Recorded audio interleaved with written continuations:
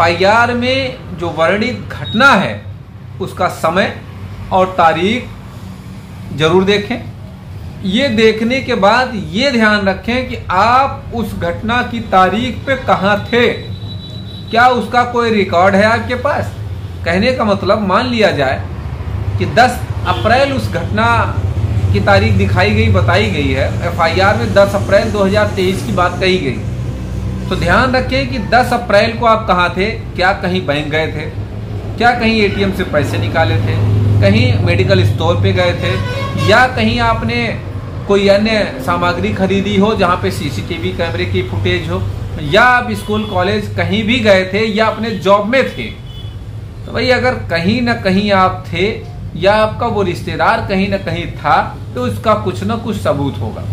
अक्सर हमने ये देखा है कि 498A के केस में या फर्जी 376 के केस में जो एफआईआर दर्ज कराई जाती, जो उसमें घटना की तारीख बताई जाती है, बंदा कहीं और होता है, उसके पास प्रमाण भी होता है, लेकिन वो हाथ पे हाथ रख के बैठा होता है, वो कुछ नहीं कर पाता है।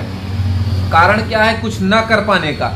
देखिए ध्यान रखें कि कोई भी एविडेंस, कोई भी प्रमाण आपके पास अगर है तो उसका सही इस्तेमाल अगर सही समय पे नहीं करेंगे तो फिर वो इस्तेमाल करने वाली प्रमाण जो आपके पास है और जो आपके केस को खत्म कर सकता है मिनटों में चुटकी बजा के, वो केस आप 15 साल 20 साल फालतू में लड़ते रहेंगे। ऐसे ही एक घटना की मैं बात करता हूं कि एक 498A का ही मामला है। उसमें अभियुक्त बनाया जाता है एक आईटीबीपी का जवान है, जो कि जिस दिन की घटना बताई जा रही वो नेपाल और चाइना और हिंदुस्तान का जो बॉर्डर है तिब्बत वाला जहां भी है वहां पोस्टिंग है।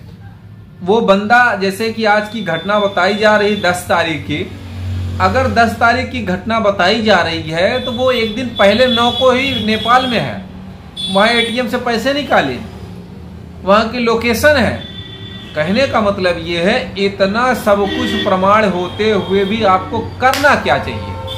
ऐसे बहुत से केस हैं जिनके पास, जिन पतियों के पास दुनिया भर के सबूत हैं, लेकिन वो फिर भी परेशान है 498A के मामले में। देखिए अगर 498A का केस दो तरह का होता है, एक नॉर्मल धारा के साथ, एक विशेष धारा के साथ। 498A के साथ 323, 504, 506, 406 आईपीसी व 3/4 डीपी एक्ट अगर है या 34 भी है, तो कहने का मतलब ये तो सामान्य धारा हो गई। अगर 498A के साथ 376 ऐड है, 354 ऐड है, 377 ऐड है, अगर ऐसी धाराएं ऐड हैं तो इसके साथ भी अगर आपके पास, सवाल यही है कि अगर आपके पास प्रमाण है तो वो क्या करें। पहली बात तो एफआईआर दर्ज होते ही एक लीगल पॉइंट्स के साथ, लीगल ग्राउंड्स के साथ एक एप्लीकेशन अगर आप अपने से लिख सकते हैं तो बहुत अच्छी बात। अगर नहीं लिख पाएंगे, नहीं लिख सकते हैं, तो आप किसी अधिवक्ता को हायर कर लें जो इस संबंध में जानकार व्यक्ति हो। आप उनसे कहें कि एक एप्लीकेशन तैयार करें एफआईआर लगाने के लिए या नाम कटवाने के लिए। भाई पुलिस के पास जो एफआईआर दर्ज की गई वो सही है, क्या है, गलत है, पत्नी ने पूरा झूठा लिखा है, वो जांच का विषय हो गया। लेकिन आप अपनी बात कैसे रखेंगे? आपके पास भी ये राइट्स है कि जैसे ये एफआईआर हुई, आपको जानकारी हुई, आप सीधे तौर पे एक एप्लीकेशन बनाएं, वरिष्ठ अधिकारियों को तत्काल एक आवेदन दें। वो क्या होगा भाई, कभी भी पुलिस ये नहीं कह सकती कि अगर आपको जानकारी हुई तो आपने क्या किया। अगर ये सबूत आप डायरेक्ट जाके थाने पे देंगे, दरोगा को देंगे, आईओ को देंगे, तो वो किसी काम का नहीं होगा। 100% वो किसी काम का नहीं हो, वो कूड़े में चला जाएगा। लेकिन जब आप वरिष्ठ अधिकारियों के थ्रू बाई पोस्ट देंगे तो उनकी मजबूरी हो जाएगी उस पर कुछ न कुछ विचार करना, सोचना, नाम काटना। ध्यान रखें, नाम काटने के लिए लोग 50,000, 20,000, 40,000 दे देते हैं, लेकिन एक मात्र एप्लीकेशन जो मैं बता रहा हूं उसके दे देने से गारंटी है भाई आप प्रमाण दे रहे हैं कि ननद यहाँ था, नंदोई यहाँ था, हम यहाँ थे, ससुर यहाँ था, देवर यहाँ था। जब प्रमाण देंगे आप तो वो किसी भी तरह से जांच का विषय आएगा।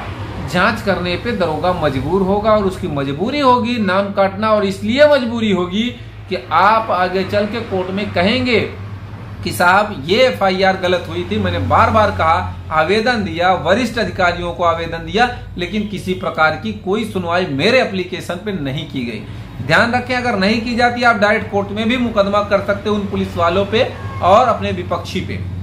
तो कोई भी कार्रवाई किस तरीके से करनी चाहिए, ये बहुत बड़ा विषय होता है। दूसरी बात ये, अगर सारे प्रमाण हैं चार्जशीट में फिर भी नाम चला गया, पहली बात तो अगर ये कार्रवाई कर देंगे तो नाम नहीं जाएगा, मैं गारंटी ले रहा हूं, चैलेंज कर रहा हूं। दूसरी बात ये, फिर भी मान लेते हैं दरोगा ने लगा दिया, तो जिस दिन आप 482 में जाएंगे, FIR क्वेश्चन की बात करेंगे, चार्जशीट क्वेश्चन की बात करेंगे, तो मैं गारंटी ले रहा हूं, ऐसे कई जजमेंट्स हैं, हमने पिछले वीडियोस में बताया भी है, बनाया भी है इस पर वीडियो, कि 100% क्वेश हो जा रही है ऐसी चार्जशीट।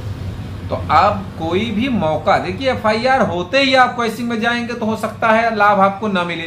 क्यों? क्योंकि कोर्ट भी ये बात जानती है, भाई अभी तो जांच चल रही है ना। जब चार्जशीट फाइल हो, आपके खिलाफ जो चार्जशीट में लगी, जो धाराएं लगी, जो नाम लगे, नहीं कटे, आपने सारी जद्दोजहद कर ली, सारी प्रक्रिया का इस्तेमाल कर लिया, तब आपको ये कार्रवाई करनी पड़ेगी। 482 में तब जाइए, 100% लाभ मिलेगा। या फिर बेल अगर करा लिए, कुछ लोग का कहना है भैया हमने बेल करा लिया, अब 482 में नहीं जा सकते, तब क्या करें? तो 100% बेल करा लिया, डिस्चार्ज मूव कर दो, धारा 227 CRPC में आप डिस्चार्ज करो, गारंटी है सबका नाम कट जाएगा। और जो बचा भी रहेगा पति का भी डिस्चार्ज में हाई कोर्ट जब जाएंगे, अगर नहीं कटता है, सेशन ने भी नहीं काटा, लोअर कोर्ट ने भी नहीं काटा, सेशन ने भी नहीं काटा, तो पति का भी नाम क्वेश हो जाएगा।